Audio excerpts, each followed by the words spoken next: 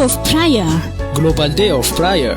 Androm-bavaka maneran-tany roapolo sy roa arivo. Fotoana hiverenana amin'Andriamanitra sy tatiavana ny tavany izao. Manasanao mpino kristianina tsirairay ary iray fo anatin'ny folo androm-bavaka. Izany teo tanterahana manomboka ny 9 Mey ho avy izao hatramin'ny 9 Mey. Isatrany ny fiombonantsika mivavaka isaky ny amin'ny 7 alina. Ho tarihany isa-paritany izany ary azonao arahana mivantana eo amin'ny pejy Facebook ny Mampiely Baiboly, mpiara-mamaky ny Baiboly, ny Kemafy sy Fiderana ary eto amin'ny onjam-peo. Ary miomana kosa iombavaka ny amin'izay misy antsika tsirairay avy sika ny asabotsy 3 Mey amin'ny 5 raha ny oloko izay natsoina amin'ny anarako no avy aneritena ka hivavaka sy hitadiny tavaka ary hiala amin'ny ratsy fanaony dia hiaino any an-danitra aho ka mela ny heriny ary ahasitrana ny taniny. Tantara faharotoko 7:4.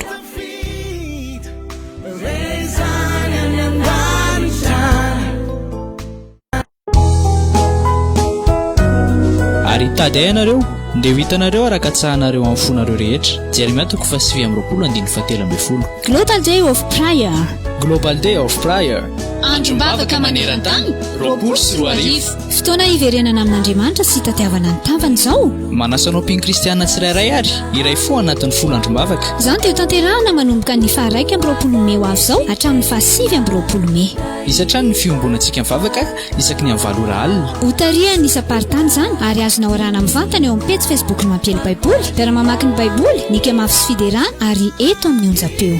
Ary miomana kosa iombavaka ny amin'izay misy antsika tsirairay avy sika ny asabotsy 3 Mey amin'ny 5 raha ny oloko izay natsoina amin'ny anarako no avy aneritena ka hivavaka sy hitadiny tavaka ary hiala amin'ny ratsy fanaony dia hiaino any an-danitra aho ka mela ny heriny ary ahasitrana ny taniny. Tantara faharotoko 7:4.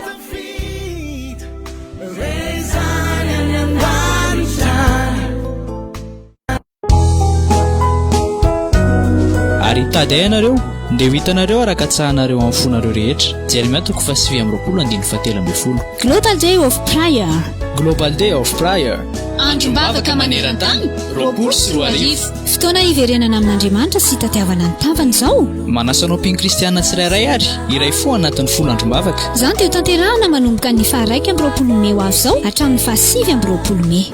Isatrany ny fiombonantsika mivavaka isaky ny amin'ny 7 alina. Ho tarihany isa-paritany izany ary azonao arahana mivantana eo amin'ny pejy Facebook ny Mampiely Baiboly, mpiara-mamaky ny Baiboly, ny Kemafy sy Fiderana ary eto amin'ny onjam-peo.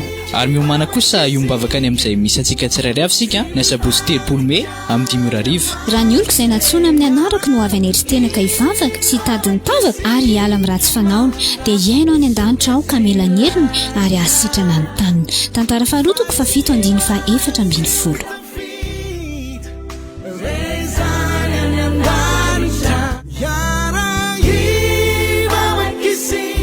Androm-bavaka maneran-tany ho an'ny firenena. Folo androm-bavaka ny 20 hatramin'ny 7 Mey. Iarahantsika kristianina rehetra manerana an'izao tontolo izao. Raha ny oloko izay natsoina amin'ny anarako no avy aneritena ka hivavaka sy hitadiny tavako ary hiala amin'ny ratsy fanaony dia hiaino any an-danitra aho ka hamela ny heliny ary ahasitrana ny taniny. Tantara faharoa 7:4.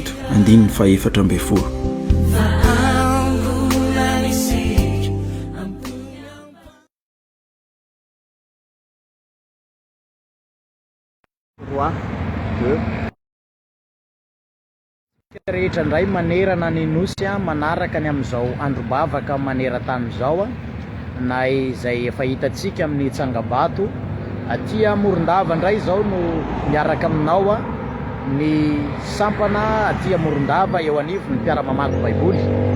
Andreto zahay ao anatin'ilay loha hevitra lehibe ho an'ny Menabe dia hoe ampaherezo zahay. Miaraka indray tsika eto amin'ity anio ty miaraka amin'ny azay loha hevitra zay hoe ampaherezo zahay dia mizara roa lehibe ny fotoanantsika eto. Ny tapany voalohany dia miresaka manokana ny amin'ny tenin'Andriamanitra izay ampita sy ambara amintsika, dia ny tapany faharoa kosa ireo rojom-bavaka izay efa fantatsika ao anatin'ny andro fahenina moa itsika izao, dia ny rojom-bavaka ao amin'ny andro fahenina zany no iarahantsika eto dia hoena le lanina hira zay rehetra zay, zany hoe misy hira hatrany hatrany hoeny anelanelana eny. Ny amaranako azy aty mpamaranana dia izao hoe manasanao ary hiaino sy anaraka mba ho voninahitra Andriamanitra rery ihany dia hiaraka isika every mihitsy hoe toy ny aty amena be anao dia miaraka tsika ho voninahitra Andriamanitra. Misaotra tompoko.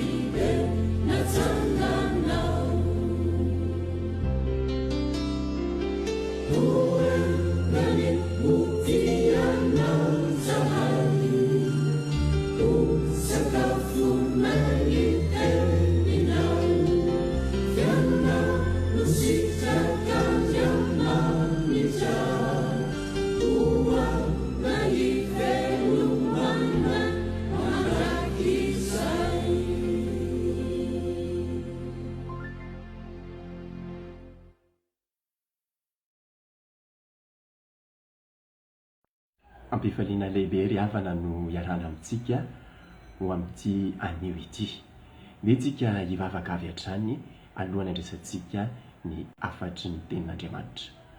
Ray masina tsara indrindro rainay amin'ny anaran'i Jesosy Kristy ianao.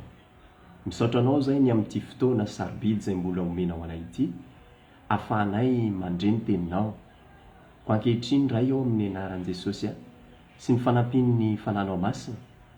Aoka hisokatra ny fahalalanay, aoka hisokatra ihany koa ny fonay, andraisanay izay rehetra ambaranao aminay. Ary aoka Tompo malalo, ho mpiaino mpankatony teny izahay, fa tsy sanatria mitaka ny tenanay ka anadino izay ho ambaranao aminay. Taio ny teninao, taio ihany koa ny tsirairay avy izay manaraka izao fandaharana izao, ahita ny fahatsaran'ny teny, ary andray ny asarbidin'ny teny, ka hisitraka ny vokatry ny teny eo amin'ny fiainany tsirairay avy. Ny amin'ny anarany asarbidin'i Jesosy Kristy avy Nazareta. Amen. Eny ry havana, nalisaiko avy hatrany ianao andray ny Baiboly, dia ndao iarahantsika mijery izay voasoratra ao amin'ny epistily voalohany nosoratan'ny Jaune, toko fahaefatra ka ny andininy fahaefatra. Vakitsika ny teny amin'ny anaran'i Jesosy. Anaka, ianareo dia avy amin'Andriamanitra ary efa naharesireny satria lehibe izy ao aminareo noho izay ao amin'izao tontolo izao. Amen. Dia mbola mampitomboina ao amintsika mandrakarivany ny fahasoavana sy ny famonjam-po avy amin'Andriamanitra ray sy Jesosy Kristy Tompo. Amen. Mivantana avy hatrany amintsika zanak'Andriamanitra izao teny izao, mampatsiasy manaitra antsika fa misy zavatra ao anatintsika nanomboka teo amin'ny fotoana nanankentsika an'i Jesosy ho tompo sy mpamonjy ny fiainantsika manokana. Ary anao izay manaraka izao fandaharan'izao ihany koa nefa mbola tsy tonga teo amin'izany dingan'izany, anio ny fotoana andraisan'Andriamanitra anao raha mety ianao ho isan'ny ankonany, satria tsy misy tiany overina dia raha azy isika rehetra. Ko ny fanamasina ny andresy lahatra anao mandritra izao fandaharan'izao ka ho isan'ny ankamonan'Andriamanitra ianao ao aorianan'ity fandaharana ity. Amen. Arak'izany dia mampafantatra antsika izao teny izao ny amin'izay zavatra ao anatintsika zanak'Andriamanitra, ary tsy kely fa voambara fa lehibe noho izay zavatra rehetra hatrehana ety ambonin'ny tany. Ary izay zavatra izay tsy hoe ambara aminao mba afinaritra amin'ny mandre azy, fa tena zava-misy izany.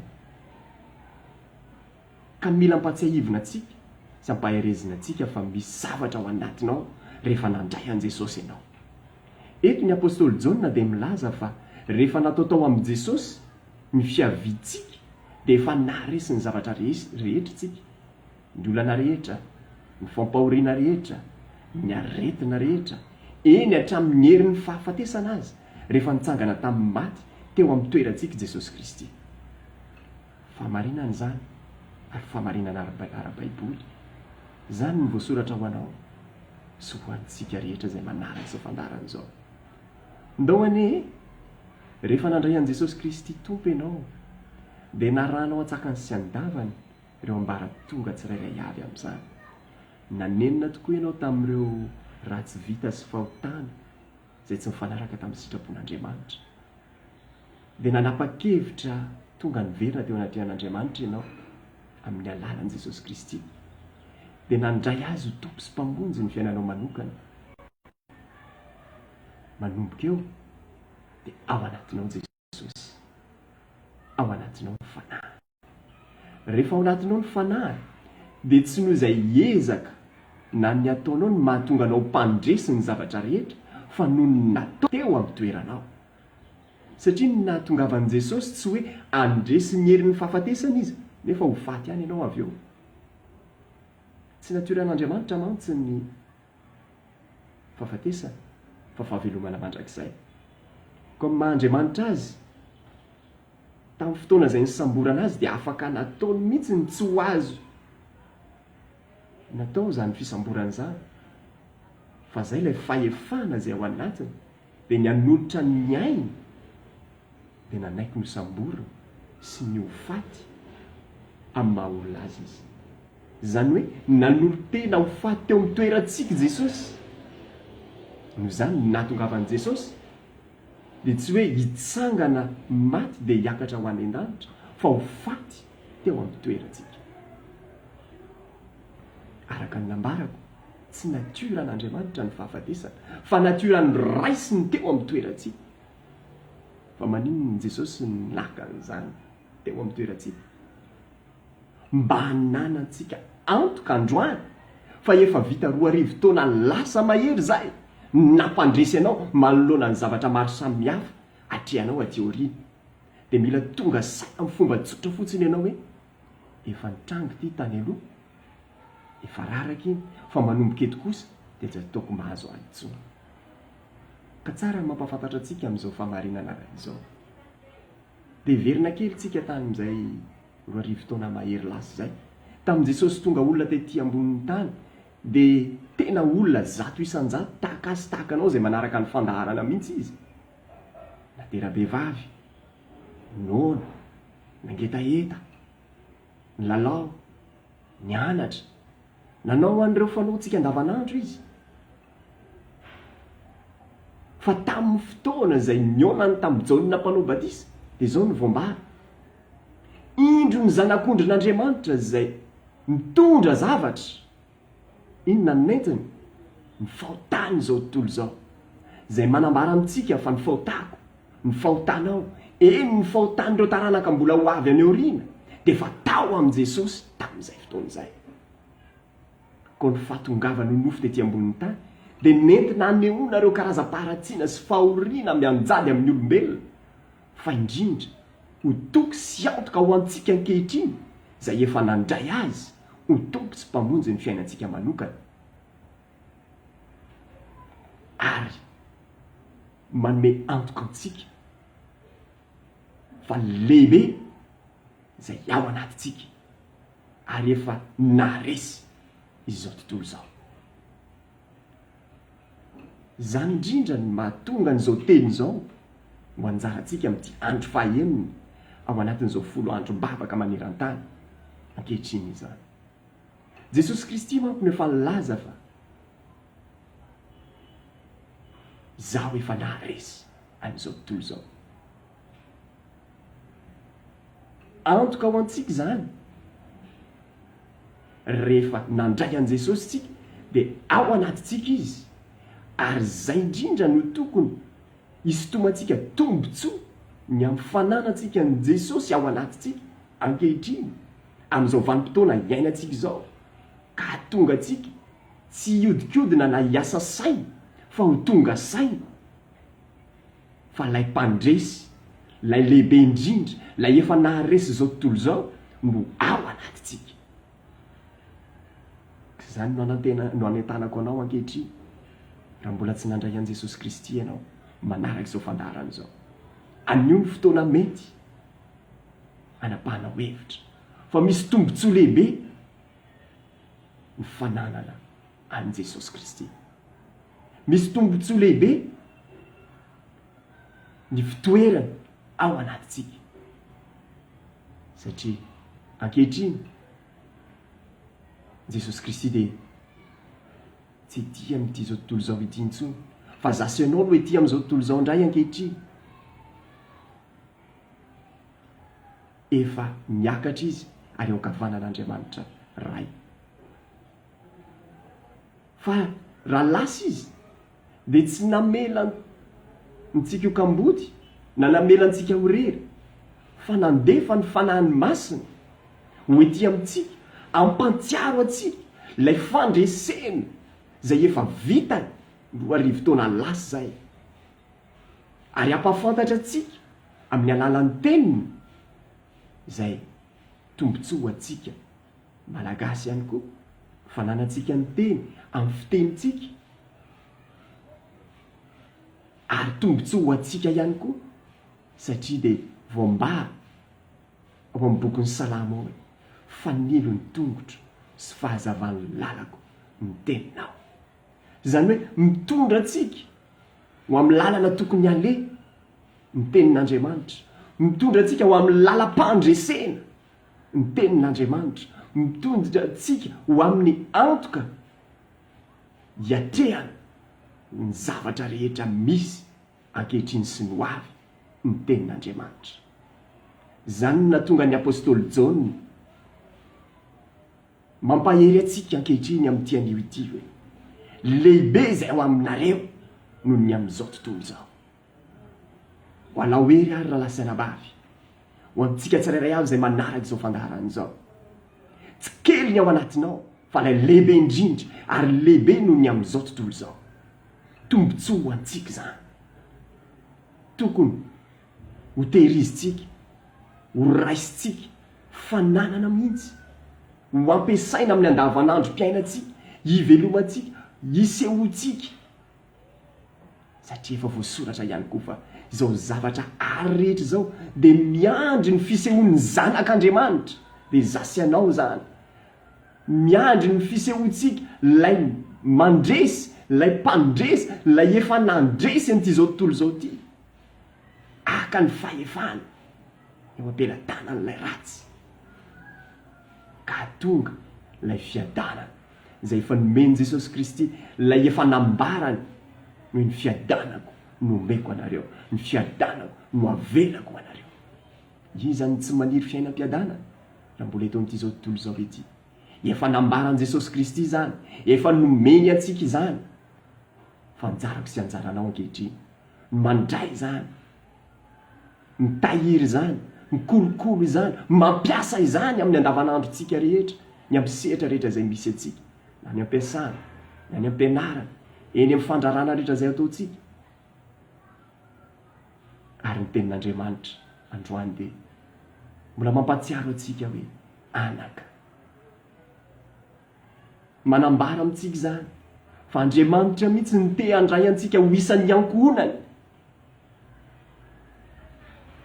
ary Jesosy raha miala miakatra ho any an-danitra dia hoy ny teniny andeha aho Jesosy anamboatra fitoerana ho anareo raha lasana bavy manambara amintsika ny teny fa misy toerana ho azy ho anao miaraka amin'i Jesosy Kristy ao an-tranony iray koa dia eto am-pamaranana dia te hampahery anao sady aho te hampirisika anao ihany koa izay mbola tsy tapa-kevitra eny te hanentana anao koa izay tapa-kevitra amin'izao fotoana izao ny handray an'i Jesosy Kristy ho tompo sy mpamonjy ny fiainanao manokana mba nanantoka ianao manomboka amin'ity anio ity fotoana izay andraisanao azy ho tompo sy mpamonjy ny fiainanao manokana fotoana ity anio ity anamafisanao indray ny fandraisanao azy ho tompo sy mpamonjy ny fiainanao manokana fa efa naharesy izao tontolo izao Jesosy Kristy koa dia manoatra noho ny mpandresy koa ianao no ny amin'ny alalany Jesosy Kristy filazantsara zany ho azy ho anao ary zany indrindra no tokony ho retsika zany no tokony ho ambaratsika mandra-piavina eny amin'ny rahaolanitra satria tsy misy tia no verina dia ray azy ko adidiko sy adidinao izay mandreza ho afatra izao ankehitriny manohy ny fitoriana izany filazantsara zany ka tonga ny olombelona rehetra tsy ho very fa ho ankonana iray tokoa isika amin'ny Kristy Jesosy ka ho iaho hoe Jesosy Kristy ilay zanak'Andriamanitra tokana no nafohina ho azy ho anao ary dia fantatsika loatra izay vao ambara ny Jaona 7:19 fa nomeny mihitsy izy fanomezana ho azy ho anao Jesosy ka izay rehetra mino azy dia tsy ho very fa anana ny fiainana mandrakizay ary Jesosy dia fanlaza fa izao avy Jesosy mba hanana ny fiainana dia fiainana be da be karazam-piainana inona no tianao hita amin'izao fotoana izao raiso Jesosy fa ho hoeny ianao zany fiainana zany raiso Jesosy ho ao anatinao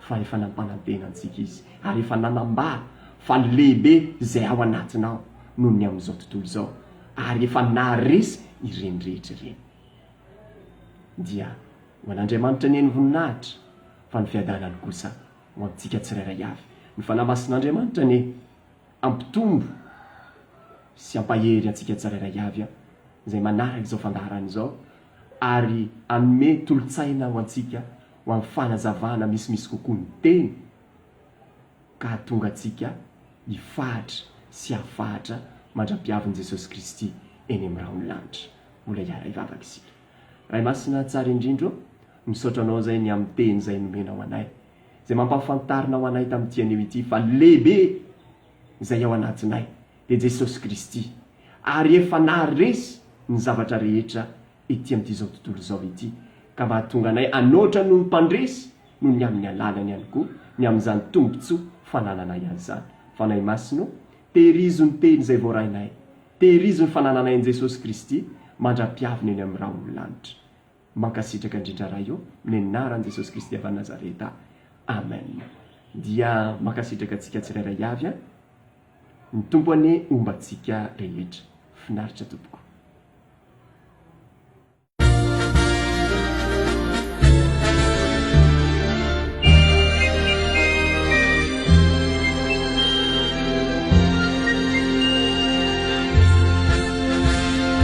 Emma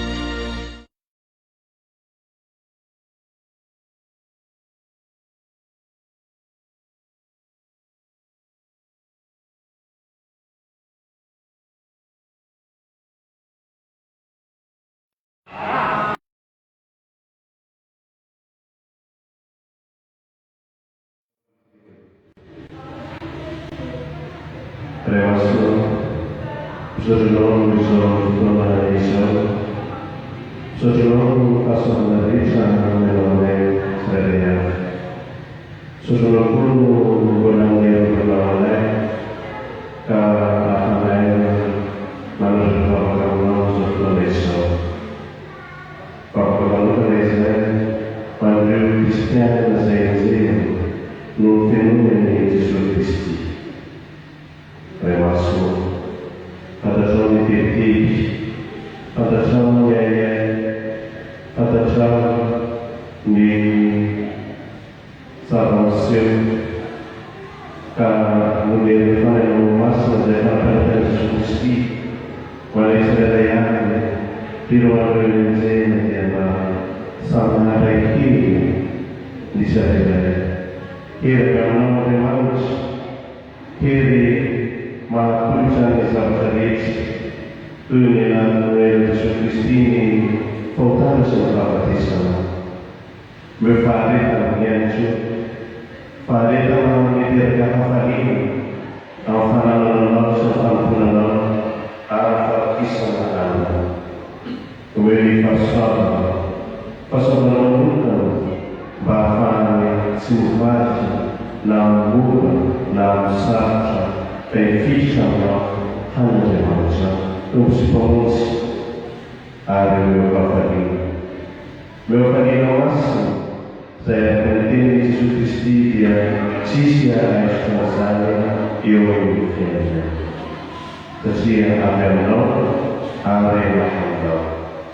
Pembentuki inau saya, bentuk kalau piano, bentuk piano, nomor itu sama saya. Alhamdulillah sesuatu yang lain mengetahui saya.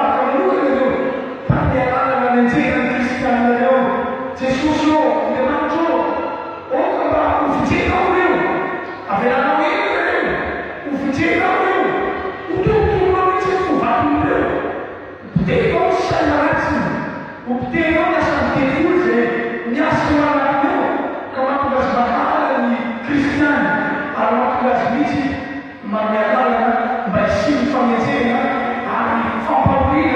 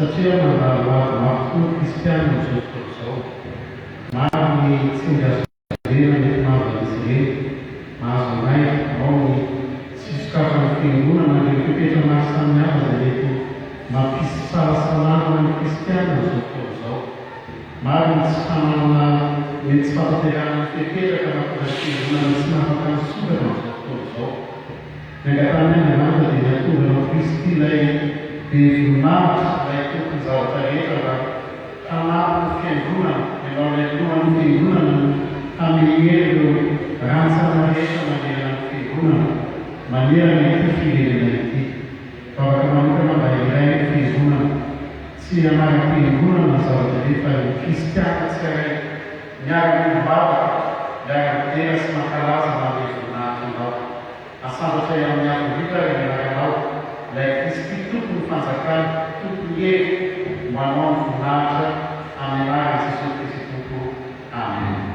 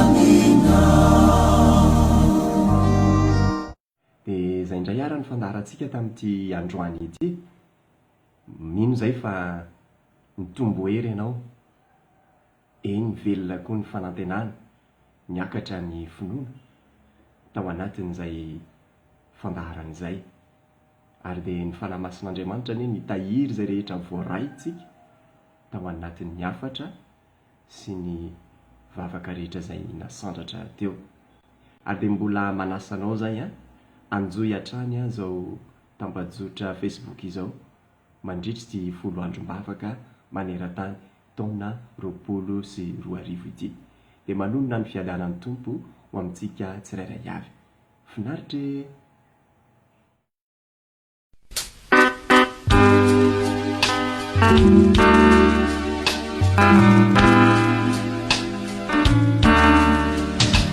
Vatulapi Timikuru Vatulapi Kuyanau Ande mafi Mampijuru Vatulapi Bau-bau Vatulapi Timikuru vatulampiko ianao ande mafy mampidoro vatulampy vaovao naizanaiza misia na salama na marat bajakuni mahatsiai niasanao rizanahat ifiaina kutuntu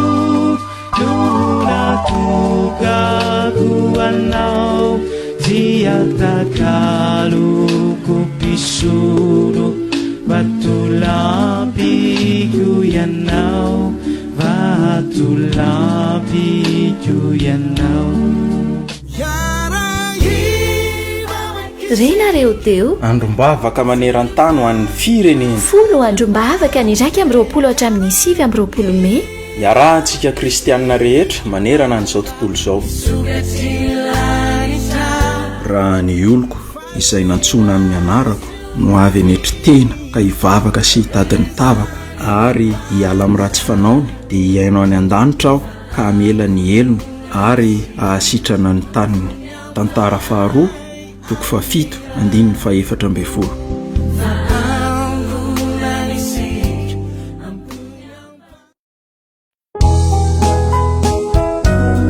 Ary tady ianareo ndia ho hitanareo araka tsahanareo amin'ny fonareo rehetra jeremia toko fa 9 amby roapolo andininy fahatelo amby folo. Global Day of Prayer.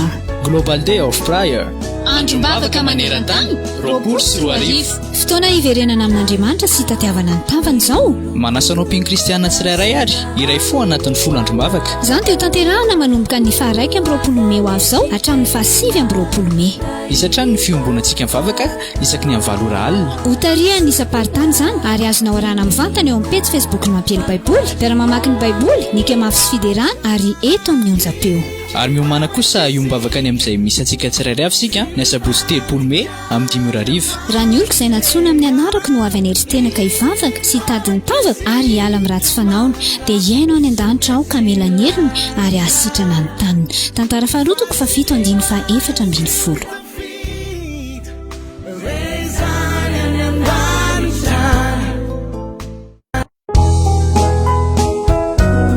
Ary tady ianareo ndia ho hitanareo araka tsahanareo amin'ny fonareo rehetra jeremia toko fa 9 amby roapolo andiny fahatelo amby folo. Global Day of Prayer. Global Day of Prayer.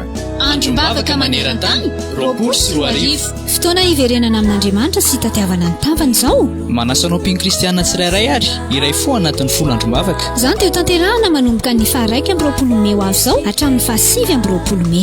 Isatrany ny fiombonantsika mivavaka isaky ny amin'ny 7 ora alina. Hotarian'ny isa-paritany izany ary azonao arahana mivantana eo amin'ny pejy Facebook ny mampiely baiboly dia raha mamaky ny baiboly nika mafy sy fiderana ary eto amin'ny onjam-peo. Ary miomana kosa iombavaka ny amin'izay misy antsika tsirairay avy sika ny asabotsy 3 me amin'ny 5 ora arivo. Raha ny oloko izay natsoina amin'ny anarako no avy aneritena ka hivavaka sy hitady ny tavaka ary hiala amin'ny ratsy fanaony dia hiaino any an-danitra aho ka mela ny heriny ary ahasitrana ny taniny. Tantara faharoa toko fafito andiny fahaefatra ambin'ny folo.